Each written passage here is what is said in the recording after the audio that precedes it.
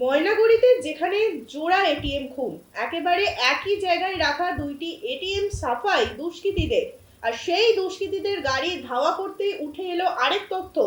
ধাওয়া করতেই দেখা গেল দুষ্কৃতীদের গাড়ির ভিতরে লুকিয়ে রাখা রয়েছে একাধিক নাম্বার প্লেট, যে নাম্বার প্লেটগুলো ব্যবহার করে তারা এক জায়গা থেকে আরেক জায়গায় লুট কিংবা পালিয়ে বেড়াতো খুব সহজেই।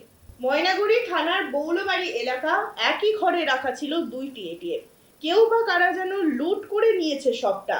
ঘটনা জানাজানি হতেই মারাত্মক চাঞ্চল্য ছড়ায় এলাকায়। দুটি এটিএম ভেঙে লুট করে গাড়ি নিয়ে শিলিগুড়ির দিকে পালায় দুষ্কৃতীরা। খবর পেয়ে পিছু ধাওয়া করে পুলিশ। গাড়ি ফেলে দুষ্কৃতীরা আশ্রয় নেয় বৈকুণ্ঠপুর জঙ্গলে। গাড়ি উদ্ধার করে পুলিশ, আর সেখানে সেই গাড়িতেই আরো এক রহস্যের সন্ধান। গাড়িতে রাখা প্রচুর নাম্বার প্লেট, অর্থাৎ তা দেখে বোঝাই যায় যে বিভিন্ন সময় বিভিন্ন জায়গায় এই নাম্বার প্লেট ব্যবহার করেই পালিয়ে বেড়ায় দুষ্কৃতীরা। নম্বর প্লেট ও প্রচুর হ্যান্ড গ্লাভ সংগ্রহ করা হয় গাড়িটি থেকে। এরপর বন দফতরের সহযোগিতায় ঘিরে ফেলা হয় জঙ্গল। শিলিগুড়ি পুলিশের সহযোগিতায় যৌথভাবে চলে সার্চ অপারেশন। এক্ষেত্রে দুষ্কৃতীরা ভিন্ন রাজ্যের হতে পারে বলেও অনুমান করছে পুলিশ।